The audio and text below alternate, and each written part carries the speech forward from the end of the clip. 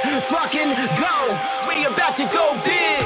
Kill him with the PrizePicks. Let's fucking go. We going out blazing. Let's get hunting. This is population. About to go big. Kill him with the PrizePicks. About to go big. Kill him with the PrizePicks. 24/7 researching, it's all a fantasy. But if I make the right plays, it pays automatically. Bankroll showing that I know it don't strategy. On a winning streak, I'm stacking a dose of the bookies, all get mad at me. Confident with power plays, not clicking on a flex today. 10 times the money, and we all about to get paid. Arrogant shots on the stream, they be killing it. Never gonna stop it, I like if you feeling it. Thinking the players, they all never time. You can't make up your mind and just go with your gut. Fantasizing, Sasha Cloud. Gabby Williams said, watch your mouth. They won and they two, I play the over, they come through. Jackie Young and Kelsey Plum, pick them both, we stacking them. Going big to the maximum, just push them and we cashing them. Let's fucking go. We about to go big. Kill him with the PrizePicks. Let's fucking go. We going out blazing. This is population. About to go big. Kill him with the PrizePicks. About to go big. Kill him with the PrizePicks. We about to go big. This is the game. We going out blazing. Let's get hunting. This is population. About to go big. Kill him with the PrizePicks. About to go big. Kill him with the PrizePicks.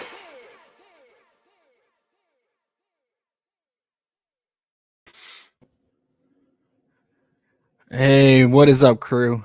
We are back.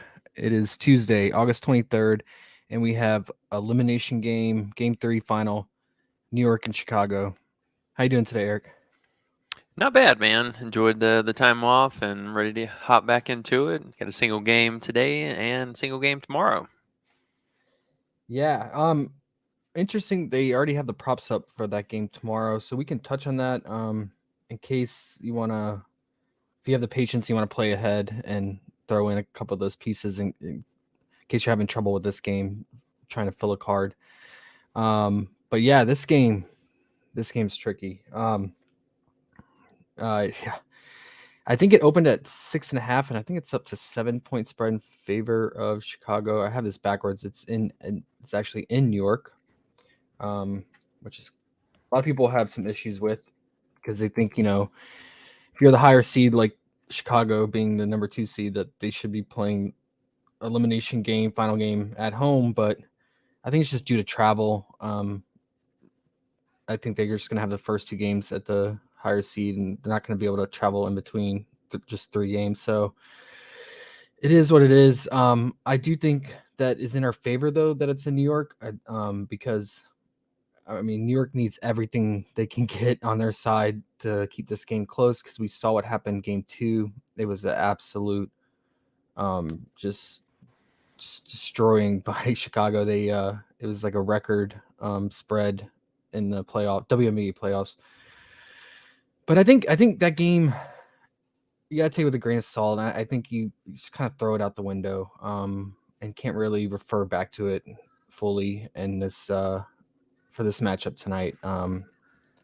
Just different setting, and we knew Chicago was going to come out aggressive, cause turnovers, and really, set the tone. And they did that, and New York just kind of gave up right away. I think just knowing in the back of their mind they had that home game coming up for game 3, which is today.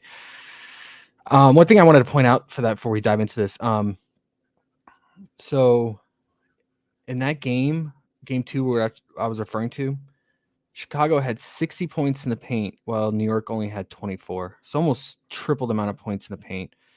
Now, this isn't surprising for Chicago. They all season long, they led the league in points in the paint. But I think, just New York not getting it done in the paint, which they're not known for, and they do lead the league in 3-point shots. But you can see game 1, it was a much smaller spread differential between the points in the paint between Chicago and New York. Game 1, Chicago only had 50 and New York had 40. So only a 10-point differential there. Big difference, big key difference. And the other difference was turnovers. So in game 1, New York only had 8 turnovers and Chicago had 10. And yeah, points off of turnovers, Chicago had 14 and New York 10. And Chicago really thrives off of points off of turnovers and transition fast break points. And that's why they dominated in that game two. Game two, they had 25 points off of turnovers, 20 fast break points to only New York's 5. And New York had 19 turnovers, almost double turnover that Chicago had. You're not going to win a game, let alone keep the game close, if you're having almost twice as many turnovers as the other team and having almost 20. I wanted to bring this up because I think there's a lot of debate. What game are we going to get here? Because we had complete opposite games from game 1 and 2, and I think it's kind of in between games 1 and 2. If I had to guess, I think I want to see what you think. I think it's going to be Chicago should win.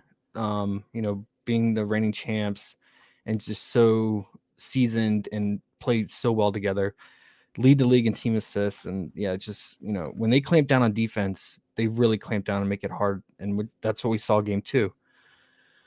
And I mean, I just don't see the reigning champ going out in the first round. But anything's possible. If New York catches fire from 3, it's one game, so anything's possible. But I would say that odds are in Chicago's favor, and they're trying to repeat as back-to-back champs. First time since I believe what I read was like Lisa Leslie's times at the Sparks back in like mid 90s. It hasn't been done in WNBA for a while. So some big goals to achieve there. And, Candace on her way out. So everything's pointing towards Chicago, but I just really hope New York keeps it close. What do you think, Eric? Can New York keep it close to where we get full starter run for the full fourth quarter? Yeah, that could be a tough ask, honestly. I know that New York kind of stole that first game, and I feel like we really saw things come back down to earth this last game. I know you pointed out the 19 turnovers in total, but 9 of those were in the first quarter by itself. And I mean, essentially, the game was over after the first quarter. Like, there's no coming back from that. And in particular, off of those first 9 turnovers, they had points on all but one of them. So Yep. New York can definitely keep. I think they can keep into the game, but this last game we saw not only Chicago rattle them on their scheme, but we saw New York really take a step back from what they were doing that they had so much success in game 1 with. Mm-hmm. Granted, Laney shot the ball fairly terrible, but we saw Howard with a bit of an outlier shooting, only 9 shots in total, and 4 of those were from beyond the arc. And Dolson, I believe, only had 3 shot attempts, went 1 for 3. And I mean, it's just a weird look from New York all in all. And I think this game, hopefully, they can keep it within a reasonable total so we could get potential fourth quarter. I wouldn't say full run. That's almost probably going to be out of the question. It's really going to depend on, is New York feeling themselves tonight? Are they in that flow? Can they land those threes? Because we saw that game get out of hand so fast with not only the turnovers, but just poor shooting in general. I mean, you look at this team and they don't really have like a set of stars per se on their team. I mean, it's basically Howard, Dolson, and Sabrina. So you're looking for now these secondary pieces to really pick up the slack, and that's a tough ask. I'm going to be totally honest. We have Dangerfield, who has been the starter, but personally, I would love to see Johannes start tonight. Yep. It's so bad. What do you think about that? I'm right there with you. I was listening to some beat writers and I got in touch with them.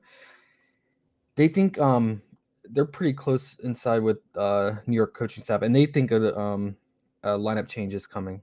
Not only a lineup change, but also a scheme is going to change. But yeah, I think we can expect a possible change in starting lineup and rotations. You saw Dallas do it, right? Just a couple days ago, and they had to change up something.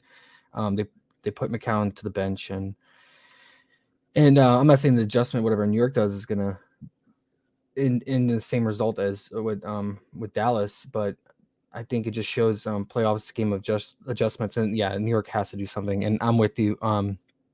If it's gonna be a change in the lineup, it's gonna be Dangerfield. going to the bench for either Rebecca or Johanna. So I I think I just with Johannes, like how well she distributes and play makes and has shown success against Chicago and getting to the basket and scoring in the paint, not only from the 3-point line. In my opinion, it just makes sense that she would get the start. Yeah, exactly. And even more so to that point, it would make sense with how hot some of these pieces off of the bench for Chicago have been. In particular, Azra coming off the bench, but also Rebecca Gardner. I mean, she's been playing extremely well lately. And we've seen one thing that really has taken away from Johannes is she's spending so much time chasing her around the court right now. And I wouldn't say it's a bad matchup. She's definitely holding her weight, but her scoring and the ability to lead the offense really is taking a back seat because she's tired. She doesn't want to load up and shoot a three ball and then go chase this, wind sprints up and down the court. That's going to run you out so fast. And Mm-hmm. maybe that's something that could have played into this last game where she didn't play any minutes. And the game before that, she played 25 minutes and played a huge stint and The whole really, fourth really, quarter. Yeah. yeah, yeah. So there's going to be kind of a question mark right now, I think, on one out of the five pieces, really just Dangerfield and Johannes. Are they going to start, or is Coach, even going to put Laney back on the bench and Johannes starts alongside Dangerfield? We could see that too. That's a possibility. Because Lainey, when she first came back a few games ago, she was coming off the bench and seemed to be a little more productive, and she could still play her normal 25 minutes off the bench. That's another possibility. Sammy could even get more run here for her defense. I mean, she's more of a defensive player for them.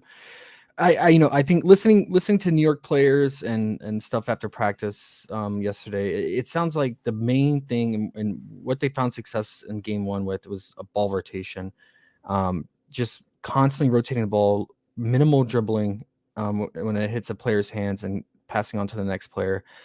And it makes sense. I mean, that's the best way you beat a press defense because Chicago is pressing so hard on the perimeter and coming even out to the half court on the guards. Not only on Sabrina, but they were doing it on Dangerfield. I was watching the film. They were doing it on Johannes. Like whoever was bringing the ball up, they were pretty much pressing right from the start, and they were pretty much running a 3-2 zone. So I mean, they were doing that in order to really cover the perimeter because they know New York lives and dies by the three ball. So they think if we shut down their main strength, I mean, it's going to be a hard task for them. But game one, you saw when Chicago was doing that and New York was actually rotating the ball, they were getting such easy baskets in the paint by like Natasha Howard getting easy layups. Johannes was getting easy layups. Sabrina was even scoring the paint and Laney. So with that said, I think that game theory, I think that's even more reason for Johannes to start because she's such a good passer. That she would really help facilitate that ball rotation even more so. And we saw that in that fourth quarter run that she had in game one and to help them pull off the upset. So I'm totally with you on that. I think keep an eye out for that. I think, since last night, I've had a hunch that Johannes is going to have to be the X factor, and her props, in my opinion, are too low if she can play 25 minutes, her normal 25 minutes. I think and especially if she starts, it makes me like it even more. So how about you? Oh yeah, definitely. And you know, kind of torn between her straight up points. I think if she is still coming off the bench, we could probably just go with the points there since she's going to be the leading scorer for the team, or at least off the bench there. But if she's going to be in the starting unit, that 12.5 PRA is just screaming out. That's got to be a smash play. And so for me personally, I would love to see her with the starting unit so they have another person to attack the perimeter with because they know Dangerfield is going to take like two shots the entire game. And she's proven that in every matchup so far. So you essentially just have, Howard really shouldn't be shooting that many threes. And I personally wasn't happy to see her taking that many attempts because that's just not her. Dolson should have been taking way more attempts. Howard needs to be working the glass with Yeah. Laney, and they just need to, as you said, pass the ball more because that's Yeah. going to throw Chicago off, be able to mix it up, give them a couple different looks here.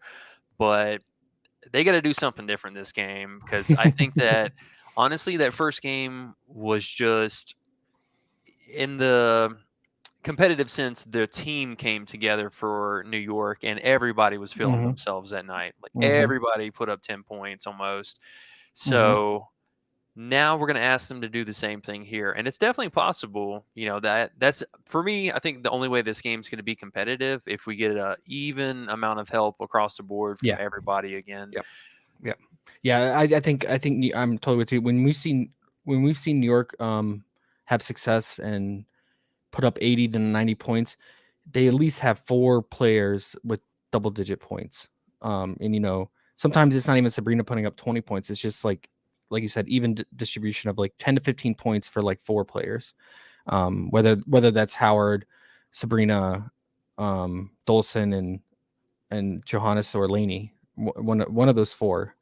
I think if they can get double digits between them, we can have a competitive game here. And then if that's the case, then that just opens the door for a lot of props. So glad we're on the same page for game theories, script wise. I'm obviously, besides the ball rotation and cutting down the turnovers, another thing to keep them in this game is they're gonna have to make their usual threes.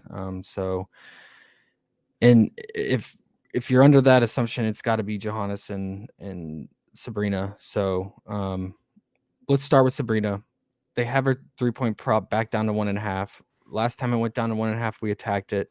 I believe they played the Sparks, and we were Mhm. all over that because we know they give up the 3 ball. Yeah. Different situation here though. Chicago gives up the least amount of threes, and they are just absolutely pressing her. And they're basically putting Copper on her right from the start of the game, and Copper's just Copper, she's a dog, and she's gonna go all out and hustle, and when she gets that assignment, she's gonna go to the fullest, and she did. I mean, she She was basically knocking, started. yeah, she was knocking her teammates down trying to get to Sabrina. Yeah, she's like a hungry dog, and Sabrina was the food, man. But Sabrina, with 1.5 3-point made, a lot of, if you go back and look at some of her threes in this matchup, a lot of them are from broken plays, like an offensive rebound and kick out to her. It just takes like a couple breakdown on defense by Chicago, whether it's like a fast break, or like I said, offensive rebound, or like a steal, and she gets it out in the corner. I just feel like in a must-win game at home, the 1.5 would probably be my favorite prop for her.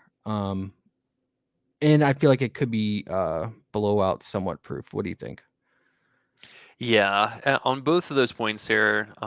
So for the blowout proof, if the game's going to start slipping, they're going to put the team on her shoulders. So the volume is just only going to go up, even in some kind of double coverage or scheme that Chicago could run to limit her. They're going to run something on New York side of things to make sure that it might not be a pretty shot, but it's going to be a shot, and they're going to work something into the rotation there to get her going. And we've seen actually, one thing that I noticed from some of the footage and game film is whenever Han comes in for the second unit, um, Han has actually been working on their pick and roll with her, like we've seen with Dolson. But the cool thing with Han though is both of them are, I mean, Dolson is too, but Han's been shooting the 3 ball a little bit more lately. So they've been working on their perimeter pick and roll, and it's actually freed up some chances for Sabrina. And basically what they're doing is she's kind of shooting it blind because Han is so tall, but she's using her as a front wall. That way nobody else is in front of her, and she's shooting behind her so the defender can't get to her. So it's a little bit more of a blind shot, but it's I mean basically can't be defended because Han's standing there in front of you and she just shoots it over her shoulder. So that's something to kind of look out for if we get a little bit of a softer defense for that first rotation whenever she's coming in. She could land, maybe 1 in the first half or 2 in the first half. And her at home, I mean, just that track record alone, she's been good for 2 for I don't even know how long now. It's Yeah. going to be tough. It's not like their greatest click, but um, I definitely don't mind it. I will say If Johannes starts, that is an absolute smash Yeah. Yeah. because she's going to get her a few open looks, or Johannes is going to shoot it herself, and then they're Yeah. going to, you know. Yeah, I'm totally with you on that. Okay, and then any other props you would consider for Sabrina? The one, so to me, would be her rebound down to 7. I think has a really high chance of pushing. We know her; she ball chases, and a lot of times New York will box out and let her go for the rebound to set the offense and push the pace up. You're gonna want full game run with that prop, so you're gonna want 35 plus minutes. What is your confidence level on that? And is there any other prop for her that you like? Yeah, I have her rebound in some consideration. It is a little bit of a higher click just from looking at her kind of recent performance. But if you go back to, a little bit more of her midseason stretch there, I mean, she was averaging like 8 almost every single Mhm. game. And I think with how poor of a performance we had from New York this last time, assuming the game would go to the full 4 quarters, her willpower and drive alone, I would say, is going to be good for at least 4 rebounds by herself. But with Yep. New York shooting so many different beyond the arc shots, and some maybe just oopsies falling into a rebound here, it's, I mean, not bad. New York's getting a pace up here from Chicago too, so you get a little bit of kind of best of both worlds. Yep. Yep. Okay. And then moving on to Natasha Howard. She had a little post practice conference and really harped on how they need to focus on boxing out and rebounding because in that game 2, Chicago not only got a lot of points off of turnovers, but they got a lot of second chance points off of offensive rebounds. So she said, she kept bringing it up how they need to box out. They need to stop like Copper and Gardner and anyone else who's crashing in on the glass, and even Vandersloot for offensive rebounds. So I think with her rebound being at 7.5, I mean we've seen this all the way up to 8.5, and we know she's also another type of player that is a try hard and will go all in, 3-time champion. I think you could consider, again, you're gonna want full game for this, and obviously don't play it in the same card if you play Sabrina's rebound, but I kind of like that, but I'm kind of torn between that and her 2 free throws made. What is your lean if you had to pick between one, or you gonna have Eagles exposure or none? I'm still unsure about how much exposure or kind of my shares of exposure between the two. I really like the free throws. I'm Yeah, not gonna lie. yeah. Just with her taking so many shots beyond the arc, I don't think that's going to happen again. And as you mentioned, she's going to really focus on the rebounding and some of the defensive side of things like that. Mhm.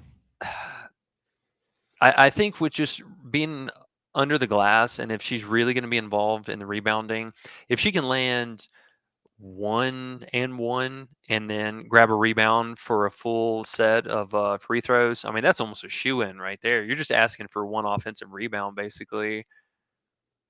So it is kind of, I would say, risky for the push factor, but for the fail factor, oh my goodness, it feels pretty safe today. It does. Yeah, for sure. And that game 1, she made 3 of 3. Did she get an and 1, or did she get fouled on a 3-point shot? I can't remember.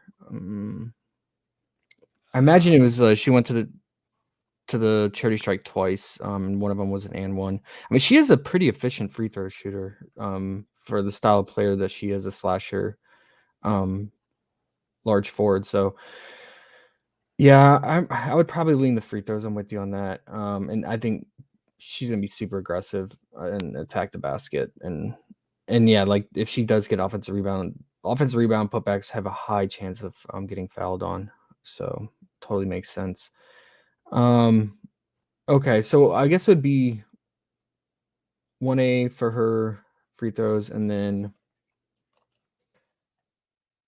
her with the rebound. rebounds. Um, Yeah. I mean, and it's Howard, so, she's the bane of our betting existence over here. particularly So, mine. yeah. Get I would say get a pretty even amount of exposure to some of her props today cuz yeah, I think on paper she looks good, even her points or her fantasy, I don't mind if you just want to throw a blanket over all of it. She's been doing fairly well with all that, but it really depends on what kind of Howard we get today, For and sure. For you sure. you get those risks. Yep. Okay, and then talk to me about the fan favorite, the Big D Dolson. I'm gonna let you lead the way on this because I don't have a read, and as of right now, I plan not to have that much exposure, but I get it to have at least a couple shares of her. But yeah, give us your take on her. Yeah, she might not be so much of a fan favorite now after how What's it horribly like in she our group? Yeah, I know we've been on her pretty heavy the last two prior to this last disappointment, but one kind of notable stat that really stood out for me is so far on the season for Dolson, any game that she has had kind of a seasonal low or tied for a seasonal low shooting outing, the following game, and this is every time, she at least puts up twice the amount, if not three times the amount of shot attempts. And a lot of these games, especially for the road games, having a poor performance and then coming back for the home games, she's averaged about 10 field goal attempts plus, and fair mix between beyond the arc and inside the paint. But we know that Chicago is, I think top four, top three points in the paint and allowed. Yep. And she was a huge, huge reason that they were able to win that first game as well. She racked up 5 or 6 rebounds and put up double digit points. Just had a great, I wouldn't even say a great game. It was just a fair game. And more recently, we've seen that she has been on an 8 game stock streak right now with at least one game or one stock per game for the last 8 games.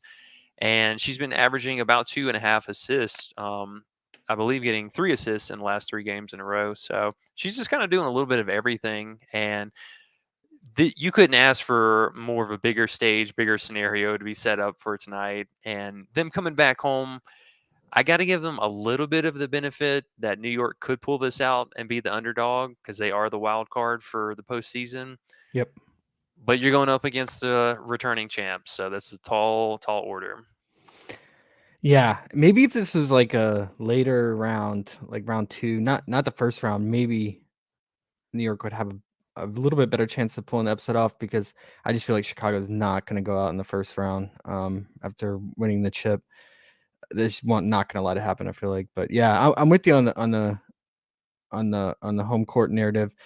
Also, maybe we get KD sighting at the game because he recently said he's coming back to the Nets and he has made appearance at the Liberty game, so makes Yeah. sense for him to go to this game.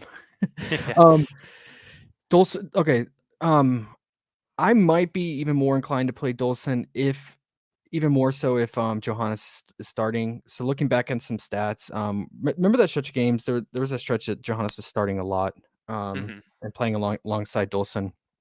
A large portion of Johannes's assists were to Dolson, and then a decent more assists went to Natasha Howard, but I would say like it was like second behind Natasha Howard was Dolson. So yeah, with Johannes just being just a threat on the perimeter would open Dolson up even more so.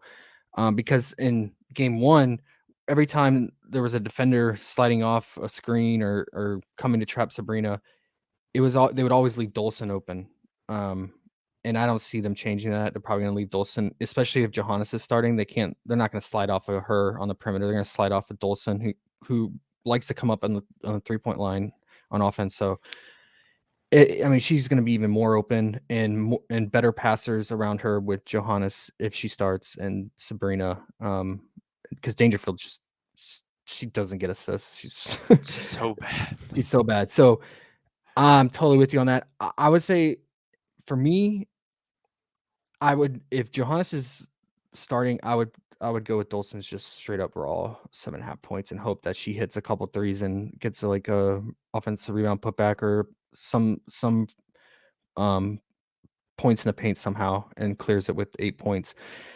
Are you leaning more towards her PRA? I'm honestly a little torn between the fantasy and the PRA. Okay. I think if she just has a normal game, the PRA should be super safe. I mean, she should be good for 4 to 5 rebounds, probably 3 assists, and roughly 7 to 8, 7 to 10 points maybe. Um, if you want to continue with the stock streak that she has, I definitely wouldn't fault you there. And with, you know, just how the fantasy points are accruing. If she's getting these consistent assists plus a stock and then a few threes here along the way, that should be a fairly easy prop to go over.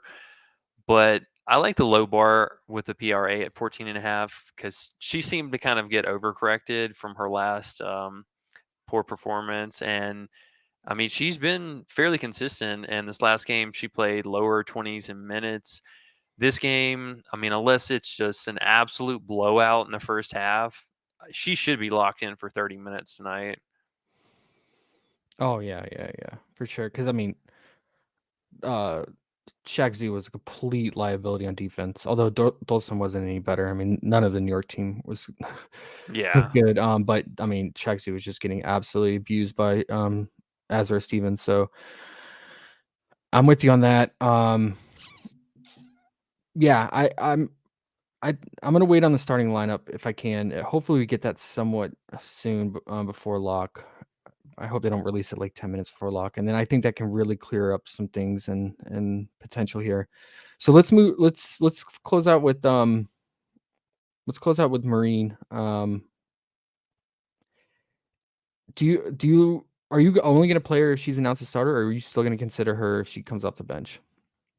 Yeah, I would still consider her because she will get some garbage run. And just on kind of, I think, her personal development, we've seen her in these kind of garbage scenarios situations where she's gone out and played her normal game. Like, she doesn't care if the team is losing. She still is going out, running the scheme, running the point, and even if the defense isn't wanting to step up and do it, she'll go out and chuck several shots. And we've seen her score. I remember she saved some slips for me in many a garbage time because we needed a few points or another three made or something like that. Yeah. So I would love to see her starting, with all the things going well for her that we mentioned. And just the sad fact that looking at Dangerfield's prop, like her first half PRA is I think at 3.5. Like, that's so insane. It's either 3.5 or 4.5, like just something wildly low. And I thought that was an error earlier, but looking at, yeah, 3.5, I mean, just ridiculous. So they're at home. If maybe you wanted to take a stab at maybe that, but ugh, if she's coming off the bench, absolutely not. I would even consider her unders. Yeah. She can get a fluky 3, so it makes sense. I mean, yeah, she's gonna play majority of her minutes in the first half. Hmm. Yeah, I heard that. So Marine or Johannes's contract is running up after this year, and New York already said that they are going to do everything they can to re-sign her, and keep her for the next at least 2 years. And she's already been vocal saying that she wants to stay in New York and she loves it. So, Yeah, absolutely. I mean, with New York coming out and saying that and how much they want her back, I think they got to give her the run here, man. I think her 7.5 points is too low for her potential to get hot from 3. I mean, if you remember, just what 3 or 4 games ago, she went on that streak of just draining 3 after 3. We've seen it all season, but she also has the assist potential. In game 1, she had 7 assists, 2 rebounds. So if you're worried about her hooking at 7 points or finishing with a little less than 7 points, I think her assist potential is also there. So her PRA also makes sense as well. But yeah, I'm probably going to lean I just probably go with the points and hope she can drain those couple threes and get the layup. Yeah, she's good for at least 2 threes at home. And then she's good for at least one cutting layup. She killed Chicago. She's so quick, and Chicago's so bad at defending the paint, as we know. Okay. If we had to rank these before we catch up with chat, who's your favorite New York prop? I know it's hard. It's been the topic of discussion today. Which New York prop is the best? But if you had to rank it, player target and their prop, which one would be number 1 and number 2 for you if you're in New York? Oh man, this is definitely going to be the circling the wagons all the way up until lock. We I can hold think, off. and I think honestly, gut call is telling me Howard's 2 free throws is, even if it pushes, like it's not going to fail. Like that's so unbelievably. And the thing that I really love is Azra being the main one. She always sees floor, or they always see time on the floor against each other. And we saw last game, those two were hacking back and forth at each other. So if Azra's getting any kind of an extra run here and Howard is being just as aggressive as she's wanting to be, if we see that nasty Nate come out today, oh man, she's going to have at least 4 to 6 free throws. Yeah, and Rebecca Gardner is a great defender, but she fouls as well. Just being a good defender. She had 3 fouls in both games. And yeah, she could definitely hack her as well. But yeah, I'm with you, Ezra. She had 5 fouls, and I think what she have 2 in the other one. Yeah, her and Gardner are such aggressive defenders that they're gonna inevitably foul. I feel like either Natasha or even Sabrina cutting to the basket or someone. So I'm with you on that. That makes total sense. And then number 2, is it going to be Dolson or Sabrina's threes for you? I don't know. That's really been the tough decision today. Is what else do I like or want to pour from New York? Right. I mean, essentially, if you're playing a 4 pick, which I don't recommend doing a 5 pick in this type of game, or it's so hard to predict the game script. It'll be hard to nail all 5 in one game, in my opinion. But if you're going to do like a 3 or 4 pick, I mean, you could easily play just Natasha's free throws and then the rest Chicago. It makes total sense. But yeah, and in worst case scenario, if we're not losing money tonight and she pushes at 2, I will gladly take that with everything. Yeah, with how volatile New York is, totally with you on that. Okay, I'll probably say this is equal ranking. Have exposure to probably both equally, and then have a couple dabs of Johannes. It's risky just due to the minutes being so volatile, but the potential is sky high. High risk, high reward bet, in my opinion. All right, before we move on to Chicago, was there anything else for New York that you had on your notes, or? Yeah, the team starters, I think that we could look at the 3 points made for New York. They left it at 1, and so far most of the games they've been able to, at least one of the starters have been able to put up a 3, but especially if Johannes is starting, I think if we get that news before props change, Jam, maybe even Sabrina threes, like Johannes points, and then team starter threes made. Some kind of combination of like that though. I actually really like that for kind of a pair piece for the small slate. Makes sense totally. Okay. And then let's move to Chicago. Let's catch up with chat. Let's see how everyone's doing, man, on this stressful day. Everyday fantasy. What to do, gents? Another day of opportunity. Let's hunt it out. Let's do it. Trying our best out here, man. Benjamin, what's up, fam? Let's see. Let's do it. What up, JJT? Let's get it, boys. Yeah. OB, what's up, gents? What up, man? What's up, dude? Jermaine, what up, fellas? Let's go. Baby time to eat. Best DFS on YouTube. Hey, appreciate that, man. We're trying out here to help you guys. Flo. Hey, Josh, my boy Eric. Matthew, what up, man? Silent Wave, Mamba Day. If Sabrina really gets that mentality, she goes under her sis line. Just kidding. What up, Josh and Eric? Hey, what up? I noticed her sis got juiced, didn't it? It opened at 6, I believe, yesterday. I don't know when it went up to 6.5, but JJ said, I'm reading Chicago averages 55 in the paint. Yeah, they pretty much led the league, top two all season long. I think the main thing is like the differential between New York and Chicago in the points in the paint. I mean, you can't get outscored in the paint double by the other team. Hold on. Silence said, didn't Laney get on coach's bad side last game as well? She got I mean, 3 early turnovers. I mean, and Johannes did too. Yeah. And yeah, I mean, both of them went to the bench. But I mean, it's hard to say, right? This game you can't go off of because all the starters pretty much left in the third quarter and really didn't return. I mean, yeah, Sabrina and Lainey Howard played a few minutes in the fourth, but it was nothing significant. Dolson didn't return. Johannes didn't play at all in the fourth, and they brought back Willoughby. That was kind of weird. She hasn't played in a while, and she played the entire fourth quarter and trying to get her in some run. Dee, I believe she returned, right? She hasn't played significant minutes at all.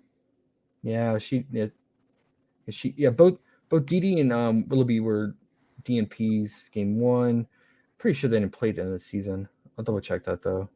Yeah, Not really since Onuera's come back. She got a Yeah. little bit of run last game Yeah, too. yeah. It's kind of frustrating. Yeah, it's frustrating that Dee and Willoughby have been DNPs pretty much entire end of the season, and game one, and then all of a sudden they showed up and played the entire fourth. So that's kind of weird. I think that could possibly happen again if it's a massive blowout. I think the only way that we don't get New York starters playing significant minutes in the fourth is I think the threshold would have to be 28 points or more going into the fourth. I think anything less than 25 points, I think there's a fighting chance because New York knows in the back of their mind they have that potential to make a run, which they did in game one. They went on 13-0 run to win, just because of their 3-point artillery. So in my opinion, yeah, it's going to have to be around 28 to 30 point differential going into the fourth. So I don't know. That's a lot. I know we're just coming off this huge blowout, but that's a pretty big spread for a must-win game in New York. So I don't know. Okay. Dangerfield unders in, Matthew said. Yeah, I if you're not gonna play her over, I just wouldn't even touch her, man. To be honest. Yeah. She is gonna chuck. I mean, she led the team in usage. Or not led the team, but she was third in usage. Yeah. In the playoffs, she has a 20% usage rate. This is average for the two games, and she's behind just Laney and Howard for usage. So she even has a higher usage rate than Sabrina. So I think she can land a couple lucky threes. So I wouldn't touch her. She's gonna take about 2 to 3 threes if she starts and plays. So and decent minutes in the first half. That's Dolson, JJ said. What up, Brandy? How you doing, man? Let's get it tonight. Let's do it. Hey, what up, Io? Hey, what up, Lorenza? Sabrina's assist is too low for the possibility that trap her a lot and she has to kick out. I agree. The only problem is that when they trap her so high up on the perimeter, basically coming right when she crosses half court, it really reduces assist potential because she's having to get the ball out of her hands so high up in the court that the person she's passing it to then initiates the offense, and they're the ones getting the assist. Just something to think about. But yeah, I mean, it's definitely reasonable. But I think if Johannes actually starts, that would reduce her Sabrina's assist potential somewhat. I know Johannes can make some threes off of her, but Johannes also play makes a lot too. So yeah. Lorenzo said Dangerfield could be in play today and the kid off the bench. Oh, you're talking about Marine? Yeah. JJ, that's DD. Jermaine, what's up, fellas? Hope everyone had a good weekend. I appreciate that, man. Hope you did too. Lorenzo thinks it's gonna be a good game. I hope so, Lorenzo. I hope you're right, man. Chicago has the pressure on their shoulder. You're right. They definitely do. You can't be the reigning champ and go out in the first round. That's not what you want. That Yeah, does but not look good. the thing for Chicago though is at least they have the experience to back all that up though. Like all their entire starting five has so much experience Yeah, and and New York doesn't, right? I yeah, mean, well, they haven't hosted a home playoff game since like 2016 or 17, so yeah, over and not 5 only years. that, but just the carousel of different personnel that we've had come in and out of the team all year. Like Chicago's had their unit set since basically week 2. Yeah. Yep. And playoffs experience outweighs majority of the time. Jay said, waiting on that taco. Got to go with it if it's looking good. I think it's pretty much confirmed. It's going to be Sleet's PRA, right? Yeah, let me double check that real fast. Thought she's Yeah, winning by it's a not minute. even So. close. It's not even close. Yeah. So Sleet PRA. I mean, we already liked her. We'll get into her in a second, but yeah, it's a good taco. Sean said, "Hey gang, too bad Megan isn't playing tonight. She saved my bag over the weekend. She did. What a last 3-minute performance. Yeah, that Second was to last awesome. shot. That was awesome. Vino said, "Let's get it. Let's do it, man. Booyah. What up, fellas? Hey, what up, man? Are we discussing the Dallas Connecticut game since props are up? We can briefly touch on like maybe like 2 or 3 core plays, but we'll probably save that for the stream tomorrow. For a deep breakdown. But yeah, we can throw out a couple of plays if you want to mix them in, if you're patient. What up, Cowboy? And underrated? Let's do it, man. JT said Sloop PRA's taco. Yeah. JR Smith's Bola suit. Thoughts on Sabrina's assist? Averages 7.3 at home. Yeah, like I said, totally makes sense. Depends on the starting lineup, and yeah, it scares me how they trap her so high up. Dolson crushing tacos right now. Yeah, that's for sure, man. All right, tacos up, guys. If you wanna start doing cards, it sounds like so. Yep, tacos up.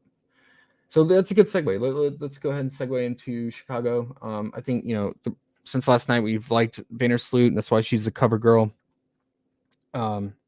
She in game 2, being a vet and the leader of the team, she really just stepped up and was so aggressive, intercepting passes, predicting those off-screen passes to Dolson and others on the perimeter. She was just picking them off, and she was just really aggressive offensively too, where she racked up 16 points. She didn't get done assist wise, but that's because her wife had 8 assists in that game. Yeah. Yeah, so but she's gonna. I feel like no matter what, if she's not getting the assist that she normally gets, which is like 6+, she's gonna get it done on the glass. She's gonna get it done scoring at least 10 plus points. So I mean, her PRA or fantasy love in this matchup. I know in game 1 she didn't have any stocks, but game 2, she really turned that around. She said that was going to be an emphasis going into game 2, and she held up to her bargain, and she had 3 steals. So the fantasy potential is there, the PRA is there, and yeah, I think her points got juiced by 1 point. I think went to 11.5. It's usually around 10.5. Yeah. What besides the taco, what is your favorite sleep prop? I think honestly just the fantasy, just taking a blanket on everything. And, as you mentioned, the stat leaders for that, it's going to be stocks and assists. And those are the two things that she thrives in. And even in this last game where she had such a minimal effort in the assist category, she's been pretty steady in the scoring and just kind of doing a little bit of everything for the team. But she's going to be out there in a mostly competitive game, still playing 32 to 34 minutes. And she was involved between her and Copper. They were involved, and I had it written down some crazy stat, but it was like almost 70% of the plays while they were on the floor, the two of them had a hand in the play or some kind of involvement in every single one of them. So, and we've seen that too. Chicago as a whole, I mean, their team has been really carrying the assist category. A lot of different players on the team are averaging about 3 to 4 assists between like Parker Emma, even Copper there for a while. She was Mm-hmm. averaging about 3 assists for like 3 or 4 games in a row. So that for me, that's the most dangerous thing about Chicago is everybody on this team can score at will. Probably Emma a little bit, probably further on down on the totem pole, but even her, we've seen her have some stellar games where she's been putting up just monster performances. So it's really hard to predict that, like, hey, this one person is going to absolutely dominate, but the team dominates really well, and it's going to be pretty tough. But I love Vandersloot. I think we just go with the fantasy score, and I don't mind the points. 11.5 still fairly low. She's still putting up about double-digit shots every game. Yeah, yeah. And I have some game script theory that it's gonna vote in her favor too. So New York said obviously they're gonna make some adjustments here. They're just getting absolutely destroyed by Azra Stevens and especially Copper in the paint. They just can't stop her in the paint. I think we're gonna see some type of zone defense to shut down to help stop the bleeding in the paint. Some like a 2-3 zone, which is the most common zone used, and especially for stopping points in the paint. If that's the case, and they're basically going to build a wall in Copper and have that 2-3 zone, the main thing with the 2-3 zone, the cons with it is that you're leaving open shooters on the outside. But New York said, even Natasha Howard herself said, like, we have to force them to shoot from the outside because they're not, known for their outside shooting. They're more of a get it done in the paint. That's why they led the league in scoring the paint. So with that said, I think Copper, if she is getting stopped and walled off, I mean, it's hard to stop Copper. She's going to get hers no matter what. But if they slow her down somewhat, she's going to have to kick it out more. And with the 2-3 zone, what happens is the wings start to crash in, and you're going to have open shots in the corner for corner threes, and you're going to have more, even on the elbow threes, just more open threes. And Quigley is a sharpshooter. She shoots at a very, very high rate, 3-point percentage. Her volumes can be low at times. She can take 3 or 4 threes, but yeah, she's averaging 4 in the season. But with this kind of game script theory plan, I think the volume could go up just due to if New York comes out with this 2-3 zone or some type of zone where they're favoring inside the paint, crashing in the paint. I don't normally like to play Quigley for all the reasons that you said, how many mouths are to feed for Chicago, and with her being so volatile in terms of just usage and shot volume. But the matchup, I mean, she just keeps showing time and time again that this is a favorable matchup for her, and she's been very, very effective. And she should have open 3-point shots here, especially if New York tries to adjust. So, what are your thoughts on her 3-point prop, or do you like her first half fantasy since she's playing the most minutes out of all the starters in the first half? Yeah, I really like her 3-point prop, to be honest. Just 1.5, way too low. She's been coming back in a little bit more of her sharpshooting form. Granted, we did see her, like you said, 8 assists this last game, but she still cleared that 1.5 threes made. So if we're getting upper, lower 30 minutes from her, and especially if New York is trying to do something different here to somehow slow down Copper, that's only going to boost her production up even more. And For we could sure. even see, honestly, Emma get more involved in this game too, because New York, they give up a ton of points in the paint. And if they're going to leave her down low with like Dolson or Howard, she can easily work them over. She's got some size advantage, not as physical as Howard, I would say. So she might lose out on some of the rebounding opportunities there. But watching the game film, even just the limited amount of shots that she had, they were very efficient. Yeah, for sure. Yeah, someone's going to benefit if they're actually going to focus on trying to stop Copper, whether it's Quiggs um, or even Emma. But the thing with Emma that scares me, playing her full game props, I maybe consider her first half fantasy props, but she's at least in this series. Maybe it's a matchup thing with the coach, but in this series, she's not closing and not playing much minutes in the fourth. Stevens is played all the minutes in that first game, and it was a close game pretty much in the fourth quarter, and Emma only checked in for like a minute in that fourth when it was close.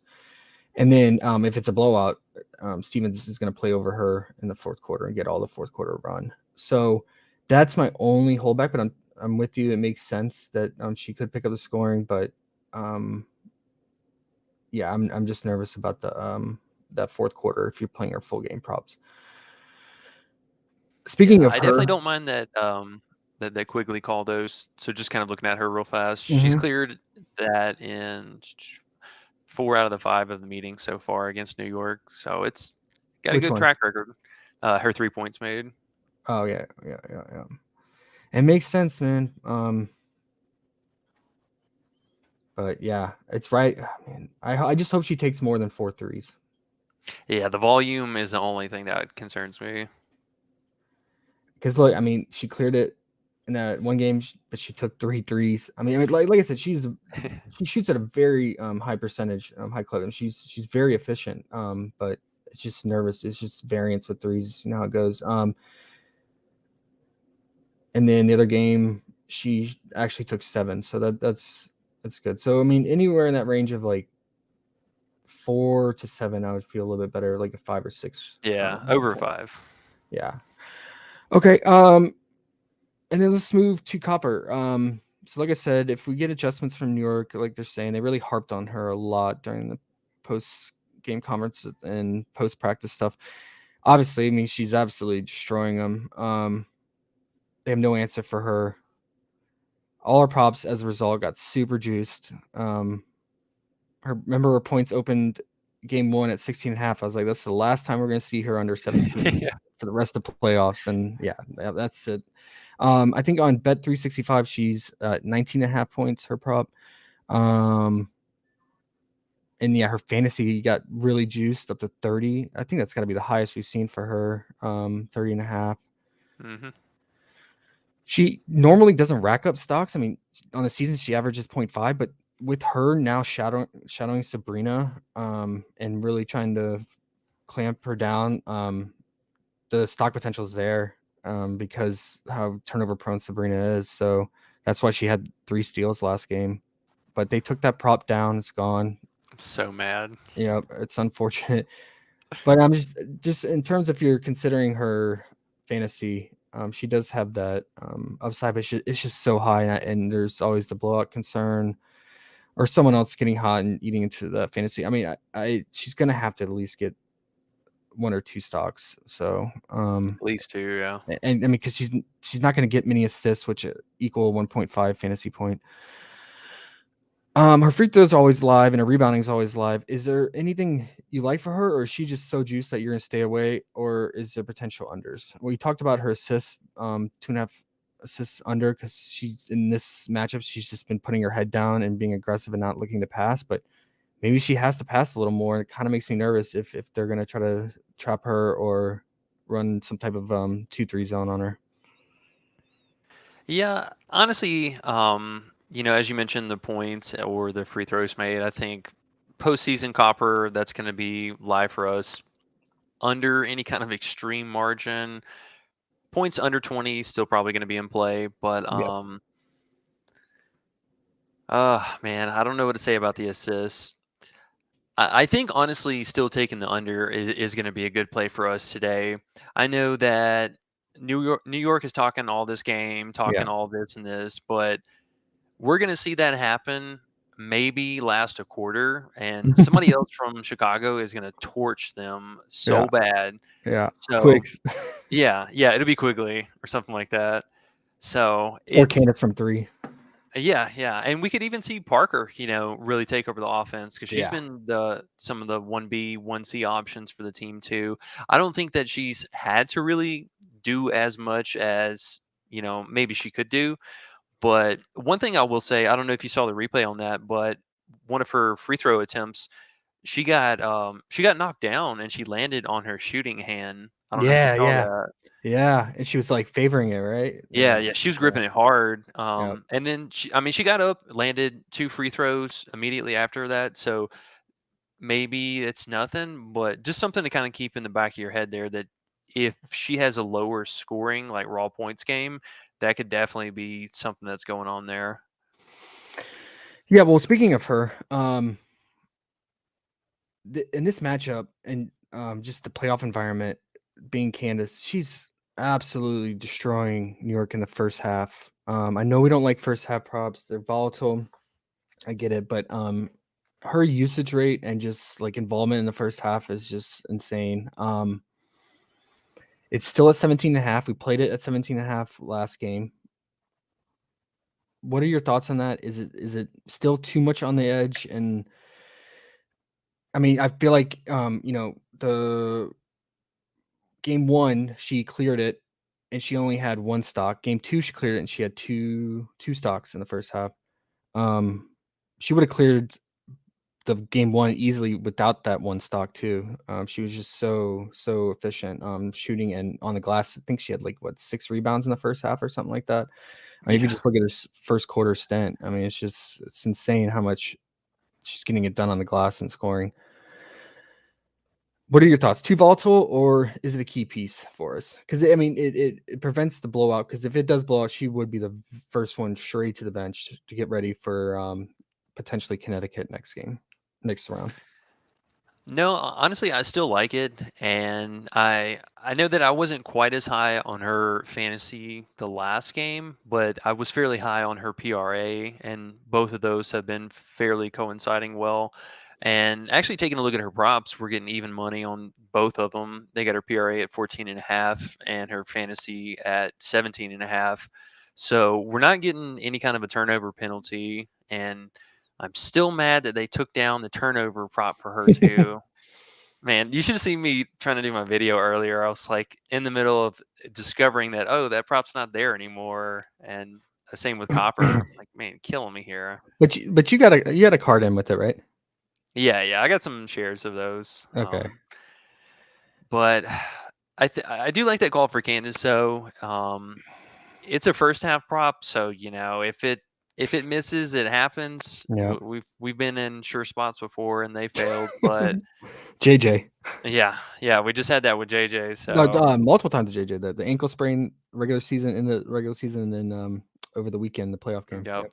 Yep. So I mean, they it is what it is. But if any kind of worry for blowouts, or if we're hedging on any kind of whatever narratives, her history would say that these would be a good route, and especially with New York apparently being more amped up to stock attack them more in the paint or do some kind of a different strategy, that she could get even more opportunity to land in a few more rebounds or stocks here. So I love it. Okay, and then second to that, if for those who think the game's gonna stay close and want full game props and don't want to mess with the volatility of the first half, but you want exposure to Candace in a must-win game. She's just all-time WNBA leader and gonna go down, one of the best. So would it be her rebounds or would it be her full game fantasy? I mean, if you just look at her history in elimination game, must-win games of playoffs, she absolutely kills the glass, man. Like last year in the first round, she had 15 rebounds in elimination game against Dallas. I just and she's getting it done. I mean, she had 12 rebounds game 2 against New York in only 22 and a half minutes. It's Yeah, she was crazy. wrecking. No, I love that call for the rebounds. I mean, she's a walking double double in the postseason, Yeah. no questions asked. And we've already seen that PrizePicks has adjusted a lot of these stud center options to almost an even 10 for a lot of these star players. So I'm kind of curious why they haven't bumped that. And Yeah. with this being such a small slate, that is 100% a prop that could be suspect to change before logs. It should be 10 for sure. And just, do the matchup and what's needed from her. That's besides scoring and playmaking. I mean, that's I'd probably say her biggest strength is rebounding. I'm with you on that. I think it's a good hedge bet too. to the if you get exposure to the first half fantasy, don't go all in the first half prop. Get exposure to like a full game prop like her rebound or even her full game fantasy. Okay, and then probably one of the more popular plays of the day besides Vandersloot and the Taco is probably gonna be Azra Stevens for how productive she's been, not only in these 2 games, but just towards the end of the season, coming off the bench.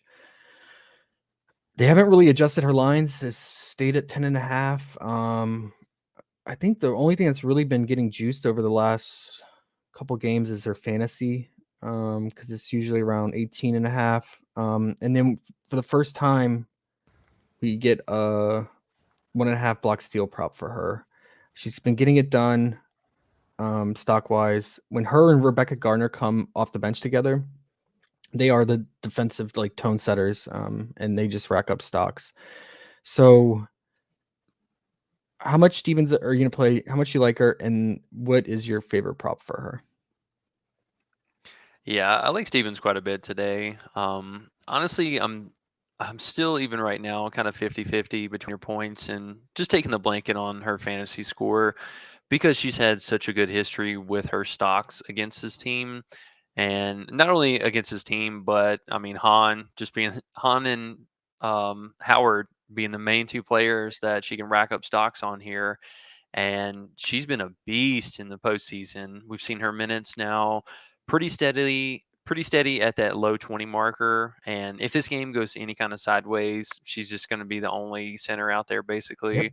Yep. So I really like the points just because she's been shooting the ball like crazy, very efficient. But I think just to encapsulate everything, the fantasy score feels pretty safe. Um, I know they're kind of having a debate behind the scenes right now about that actually. So It's been like talked about since last night. No, I'm with you.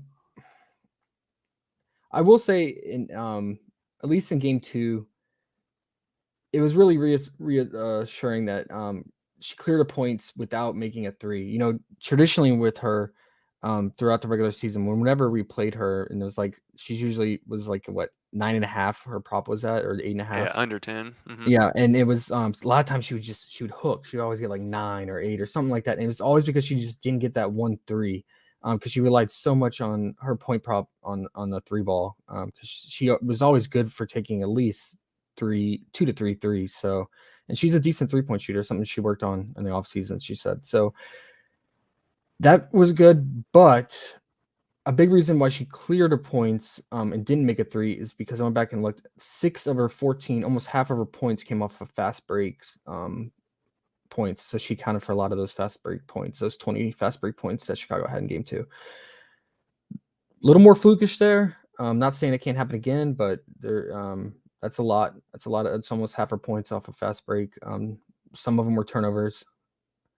I think most of them were. So something to keep in mind there. If you're debating, if you're trying to pick between her points and fantasy, something to think about. But yeah, I agree. She's usually good for at least 4 to 5 rebounds. Maybe she can pick up 1 or 2 assists. I think she's averaging like 2 in a season. No, less than 1. Yeah, that's the only thing that I'm like, I like her fantasy. I'm not the biggest fan of the PRA because you're not getting anything from the assist category and you're losing out on the stock options. But with the fantasy, you're getting taxed for the assists, and I don't think they're giving us a turnover in our favor either. So she's not juiced to the max, but she's definitely getting, we're getting a little juice on there now because she's not that 16 and 17 and a half like she was.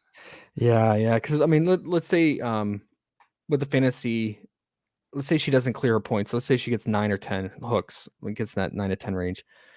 Yeah, she's gonna need at least for her normal 4 rebounds, and then 2 to 3 stocks. So maybe, I guess with that being said, we could also consider her 1.5 stocks. I mean, we almost yeah, have to now, right? yeah. I was talking about this yesterday with the guys. I was like, it if you're gonna play her fantasy, it almost makes sense like that you play the 1.5 block steal. It's less pass to get to the the finish line there, straightforward. Because, in my mind, I just don't see her clearing this fantasy without getting 2 stocks. I mean, obviously it's possible that she picks up like 2 random assists and then her 4 rebounds and however many points in 1 stock, but I don't know. I think those 2 assists are less likely to happen than her getting 2 stocks, in my opinion. But Yeah, or if she gets assists or what have you, but she lands in a couple turnovers, right, that could offset whatever she picked up. right. Yeah, all of it makes sense. So I maybe split up your exposure to her, and because I know she's gonna be popular and people are gonna go heavy on her, but just don't go heavy on one prop for her, I would say. Yeah, absolutely. It's totally fine to have a really high exposure rate to her, but yeah. Yeah, I guess the only other one you could maybe think about is her PR. Are we getting taxed much on that? 14.5. Getting taxed by what, 1 or 0.5? No, it's a straight up even bet there. It's 14.5. It's 4 rebound, 10.5 points, or both her points and rebound prop. So I'm not getting taxed on that. If you're worried about getting hooked at 10 points, and maybe she can pick up 5 boards, but Yeah, then you might as well go with her 4 rebounds. right, yeah, right. It's a tough, it's gonna be tough to navigate that one. I think she's gonna be a great play for us. Just get some even exposure on this team. Yeah. Probably all 3: her fantasy, her points, and her 1.5 block steal. Makes total sense. Oh, we didn't. And Emma, want to finish with her. Did you have anything for her? We usually like her stock potential, in this matchup, and just in general when it's less than 2. It's when it's at 1.5. Yeah, it's not bad. We just got gypped last times Yeah, with it's that. scorekeeper twice. I was so mad. Oh my goodness, I was so Yeah, I mad. remember that. Yeah. Um. I think we could still go back to the rebounds. You Yeah, I was gonna know, say the rebound in her first half fantasy, because she plays the majority of her minutes in the first half. I think she's second to Quiggs in first half minutes, if not about equal, usually. So, but lately she's just barely getting right there at that line. But maybe she can pick up a couple more stocks here and there. yeah, I think she finished with 14 in the second game too. I mean all the Chicago players crushed their first half, but they just came out on fire. Yeah, 14.8, and then she barely missed game 1 at 11.8. I call her the queen hook, man. She'll hook you every single way possible. First half, full game, don't matter the prop. yeah. She got me the game before with her 4.5 rebounds. She had Oh, that's one of her three, favorite hooks. 3 going in a half, and picked up one like a minute into the third, and then just nada, never again. Yeah. So she's gonna have to get it done in the first 3 quarters. Because like I said, she loses out on a lot of fourth quarter run. Okay, so finish it off. Chicago Sloot is our number 1, and then if you had to pick a 2-3, what would it be for you in terms of exposure? Obviously, we like a lot of them, but Yeah, I really love Vandersloot's definitely gonna be one of my number 1 plays today, and I think I got to go with Azra for a second play. She's just script game yeah, blowout proof, like all the above, yep, and we've seen her be really, really aggressive, and I love that for yep, her. Like that is her form, and it's really coming to show that she's carrying the second unit alongside with Gardner here, and they are so. I mean, they're small, but they are a powerful, powerful duo, and yeah. love Oh, to for see sure. it. And even in garbage time, Yeah, if I'm not mistaken, the last one she shot the team's last 3 or 4 attempts. I mean, really for no reason, but she was shooting it. yeah. She did everything. Yeah. Um. Oh wow, she picked up all majority of her fouls in that fourth quarter stint. Hopefully she can do that in the first half for Natasha. No, we got bots. Yeah, all right. It's a good day. It's a good day. Finish salute. We need to add some secondary props for her. Do you like her 1.5 block steal more or her 3.5 rebound? So she had that spike rebound game. I think a big reason for that was with them running such a strong 3-2 zone. It allows the guards to come and crash on the boards because there's only two bigs down in the post and they're gonna have to box out. And she was just like getting easy rebounds from the those box outs. So yeah, she had like 9 rebounds. Definitely possible again today. Totally get it. I mean, New York's gonna chuck threes. I get it. But there's some volatility because Copper only had 3 rebounds that game. Remember, so we've seen Copper have spike rebound games herself, which would destroy Salute's rebound prop. Yeah, we could probably go with stocks next and then rebounds after that. If she's going to be as hungry to get those rebounds, I mean, she was Yeah. jumping over Kansas, over Emma. Like, she wanted the rebounds. Yeah, set the offense for sure. I don't think we're missing anything. So let's do our team card. We'll catch up a chat and give ourselves what time is lock at 9 or 8? It's 9. it. Yeah. Plenty of time. Okay. Let you go first. Yeah, let's let's go with the Howard free throws because I know you're not gonna play it. I'll play it, and then Yeah. that way you can get your cover girl. I like it. Smart move. It doesn't count, Natasha. Curse. It doesn't count. All right. It's Eric's pick. That's right. Not I me. picked it. Okay. I'm debating whether we include Vandersloot in this since people are going to play her Taco, but for those who play additional cards onto the Taco, we could still play her.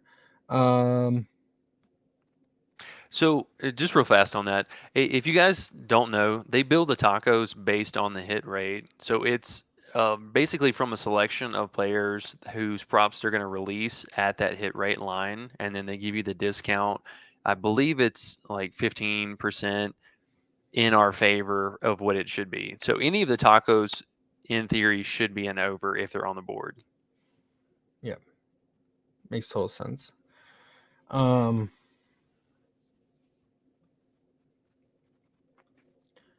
am gonna go with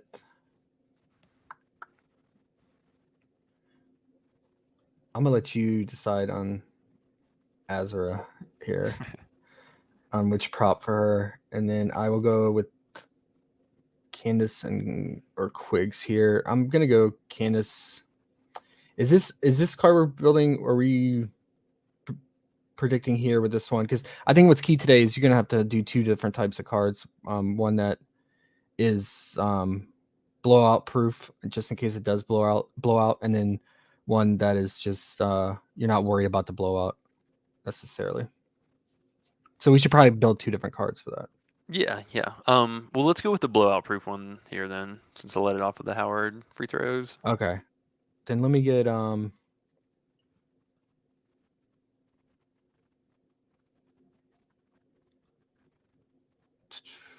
the first half. Man, Quigs though, she plays so many more minutes than Candace. But it's Candace. Let's stick with her. Yeah. Okay, I like it. Let's go with Sloots 1.5 stocks then. Oh, you're gonna make me choose on Azra then. Oh, that's right. Yeah. No, Actually, it's fine. I'll do it. I'll take one for the team here. I'll go. Or we could switch it to Azra's stocks even. I mean, that's a short order. Yeah. I'll go with her points because this is on the assumption that it has a high chance of blowing out. So we want her scoring potential in the fourth quarter in garbage run. Yeah. Okay. Yeah, that makes And sense. it makes sense to go with Candace first half fantasy because then you're like, yeah, you're assuming that Candace is going to go off in the first half, get a big lead, and then not play in the fourth. Yeah, and at least Vandersloot will come back in semi-garbage time Yeah, she could get these 1.5 stocks in the first half. So I'm not worried about her stock potential in less than full game run here. Okay, so this is blowout card. Let's play a full game prop here, which would be amazing because I think a lot of these props will hit.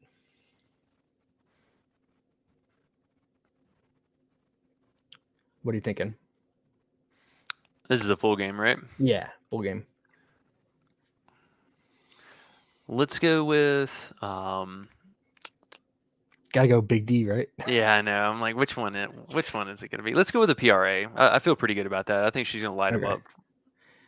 If she clears her PRA, and I mean she's playing well, I think the game has a good chance of staying closer.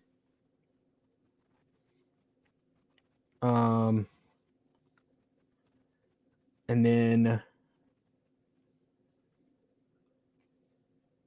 let's go with Sabrina. 3 points.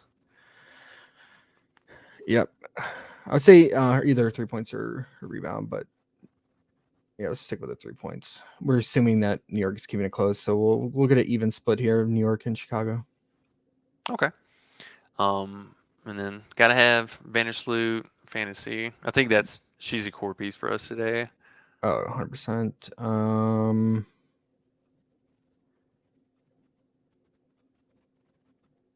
And I'll go Candace rebounds here. Yeah, I love that. And real fast for Chicago, I did like both of the team starter props in 6 minutes, the field goals and threes made. The previous 3 games, the 3-point in particular has gone over, especially with Copper. She's been letting it fly from 3 lately. Yeah, she hit like 2 threes and like within like 2 minutes or something like that in the first quarter. Yeah, for me, I really like the Chicago threes paired up with Quigley threes, because she's the main one that's been hitting them too in their first opening run. Yeah. I will say for this card, if Marine is announced a starter, I will sub her points in over Sabrina's 1.5 3. Something. Yeah. Keep an eye out. I think high potential here for. Yeah, I like that a lot if she actually gets to start. Oh, and if you want to throw in some plays for tomorrow's game, which I'm not looking forward to. Gosh, both these teams are so frustrating. I do think, however, JJ's fantasy is still way too low. They haven't changed it. It's still at 31.5 in a must-win game. Former MVP, like I think that line should be, in my opinion, at 33.5. What are your thoughts?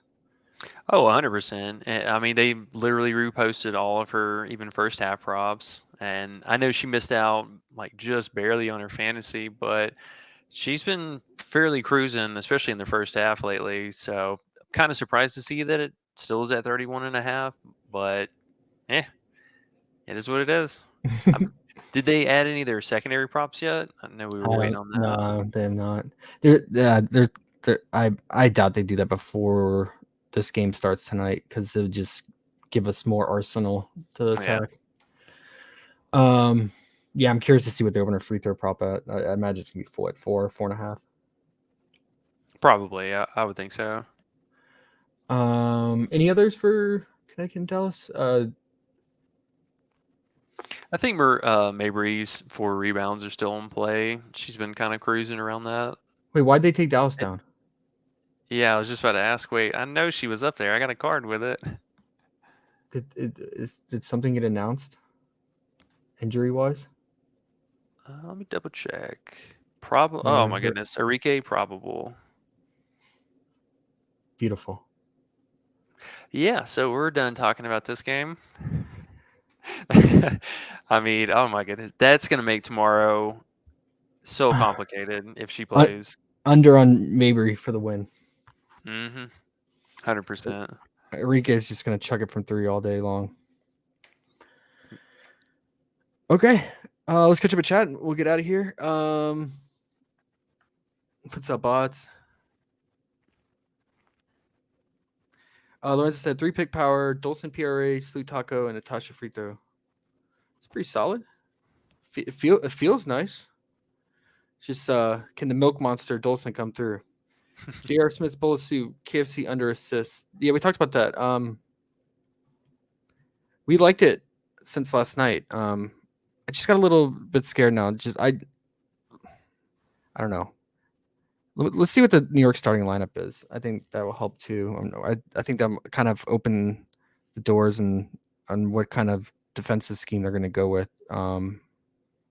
Yeah, if Dangerfield starts again, absolutely, I love the under because she didn't do anything to slow down Copper. Yes. I also reached out to the beat writer for the Liberty, and she said she's going to look into the question about the 2-3 zone. See if she gets any information. So if she does, I'll share with you guys on Discord. What's up, Williams? Lorenzo said, I love that Natasha comment. It's the truth. Yeah, she's just a full try hard dog. William said, join the Discord if y'all haven't done so. It's lit. Yeah, it's awesome, man. We have a great group of people. We have a lot of good laughs, man. And people are always chopping it up for every sport, pretty much. Always cooking. Links Always. down below. Doesn't matter. Doesn't matter what time of day. Guida said, make sure to like the video, fam. Hey, yeah. Appreciate that. Guida. Jason, what about KFC point and rebounds? Always live, man. It's KFC. Appreciate that, Flo. Benjamin, trying to find a New York prop that I like is near impossible. They never feel comfortable because I think it's due to how inconsistent they are, and that's mainly because they live off the 3-ball and so much variance with 3-point shooting. Yeah, hot hand too. Best taco pairing as there is 10.5 points, Flo said. So you're saying you want to play the taco plus Stevens points, and then you want one more? Yeah, one of these that we played in our team cards, like a Vandersloot's to taco, a Candace prop or a Quigley prop, feel pretty good about. William said the touch on the rebounds. How y'all feel about that? I personally wouldn't recommend it. I know she hasn't been getting it done, but based on what she said and how much she was focusing on boxing out and talking about getting it done on the glass, and we know how she can be. And yeah, like I said, try hard. I couldn't do it. How about you, Eric? No, I'm probably not going with any unders for that. If in case you don't remember, like just not even 2 weeks ago, she was on a double tear, like 4 games straight. No, sorry, that was a list that Thomas was thinking of. Was it? Yeah, it was 4 or 5, right? Yeah. Yeah, she was on a 4-game streak and then still had like another 3 or 4 games sprinkled in around that. So she's definitely live for 10 rebounds, and it might be a little risky right now to take the under since they adjusted it back under. Or back to 7.5. At 8.5, I felt pretty good about the unders, and I believe she only got 7 last game, but 7.5, that's a little risky now. Yeah. She's gonna go all in, man. She's gonna go down fighting for sure. Yeah, Lorenzo, the bot is the real one. Okay, Franklin, good call out. Sloot Taco expires in 2 hours, so keep that in mind, guys. No Dosen PRA in a blowout. Matthew said, are you saying you don't like it because of a blowout? She will not play in a blowout. So I don't know if you're thinking that you like her PRA in case it blows out. She'll go straight to the bench, and it'll be Hanzu pretty much closing the entire fourth quarter. Daniel said, do you recommend taking the taco over the fantasy points for Sloot or stick with the fantasy point? Oh, so you're debating between you're only going to play either the taco or her fantasy. I would take the taco. What about you, Eric? Yeah, definitely the taco. I'm curious if we're going to get, what's this last taco going to be? Because they got the cutoff time for a half an hour before the game starts, and usually they try to cut them off at the same time. So I'm curious if we're going to get something else, or maybe like a second half taco. They've done that before in the past. Or yeah, it could be a late night baseball or esports, right? Yeah. Yeah, because we got the baseball one, and now we got an NBA one. So I'm curious what the last one's going to be. Oh yeah, yeah. Um, yeah. Matthew said so. Marines point if she starts, I like it. Big D 3 points. Ark said, did they still have that 0.5 up there? Yeah, Yeah. it's not bad. Yeah. I actually had a card with kind of mix and match between her and Sabrina, and the New York threes made in six. Yeah, I mean, they're gonna leave her open. It's just a matter if she is gonna take the shot or if she makes it for sure. I will say that if she clears the PRA, there's a high chance that she made 1-3. Yeah. So it makes sense. Something small to sweat. Enrique probably, yep. Hey, what up, Skimmer 40? Howard free throws? Yeah, we talked about that.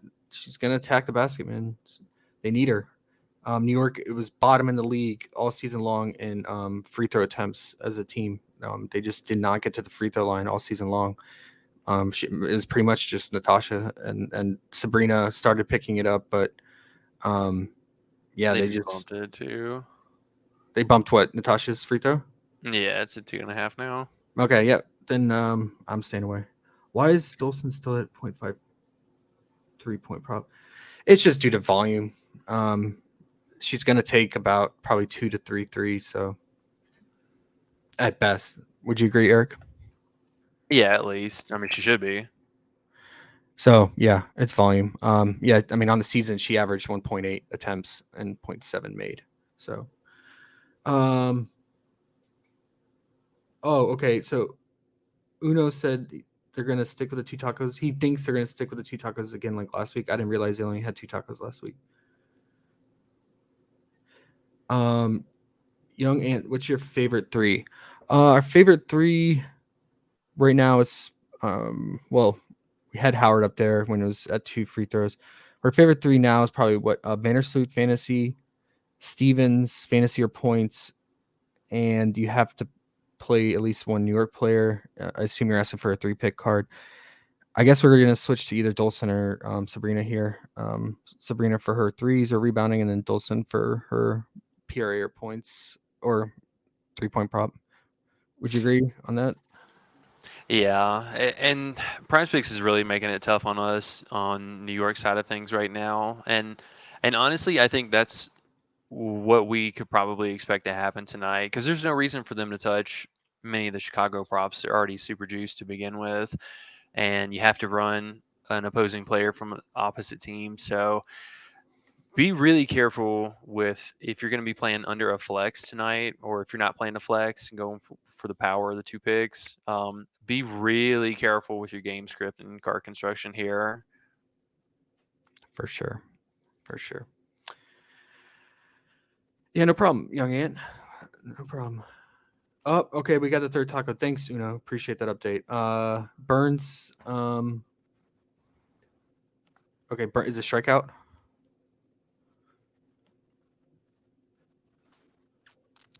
Um,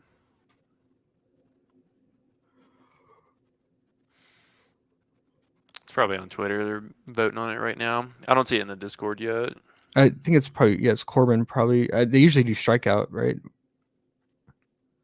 Usually, either strikeout or fantasy. Or Yeah, strikeout. Burns strikeout. Yeah, playing the Dodgers. Awesome.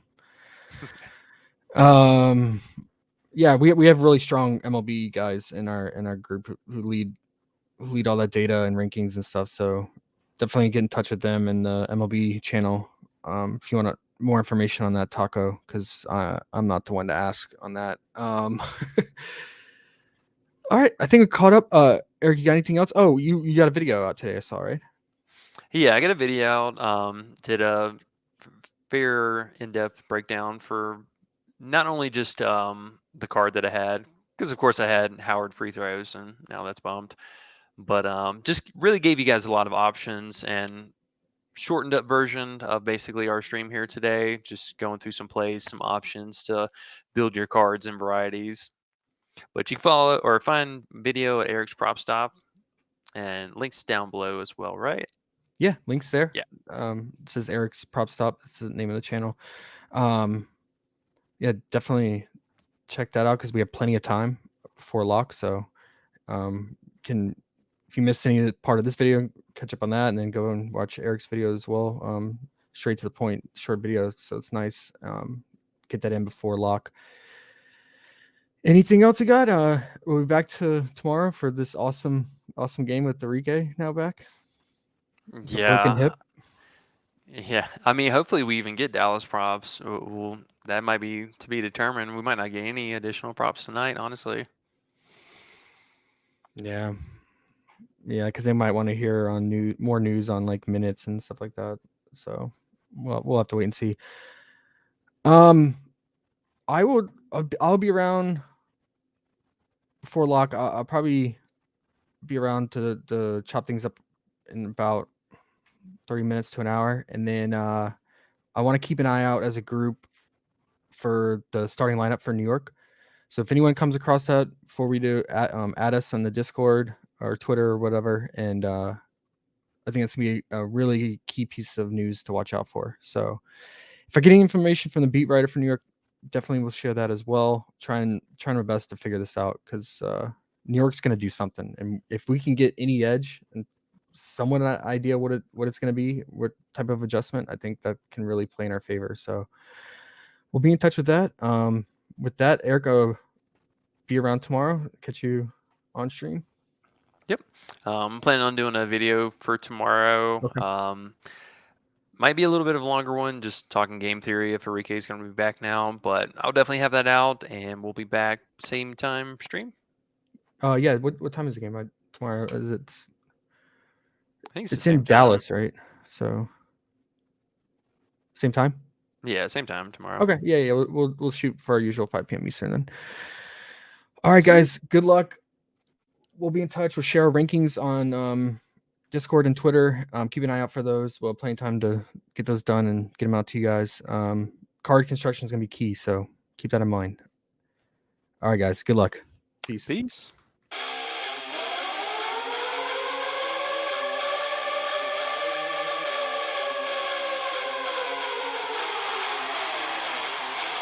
Let's fucking go. We about to go big.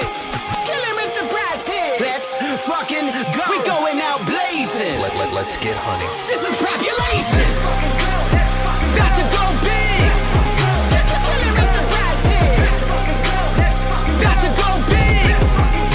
Kill him with the PrizePicks. 24/7 researching, it's all a fantasy. But if I make the right plays, it pays automatically. Bankroll showing that I know it goes strategy. On a winning streak, I'm stacking a dose of the bookies, all get mad at me. Confident with power plays, not clicking on a flex today. 10 times the money, and we all about to get paid. Eric and Josh on the stream, they be killing it. Never gonna stop it, I like if you feeling it. Digging the players, they all never time. You can't make up your mind and just go with your gut. Fantasizing Sasha Cloud. Gabby Williams said, watch your mouth. They 1 and they 2, I played the over, they come through. Jackie Young and Kelsey Plum, pick them both, we stacking them. Going big to the maximum, just push them in, we cashing them. Let's fucking go. We about to go big. Kill him with the PrizePicks. Let's fucking go. We going out blazing. This is population. About to go big.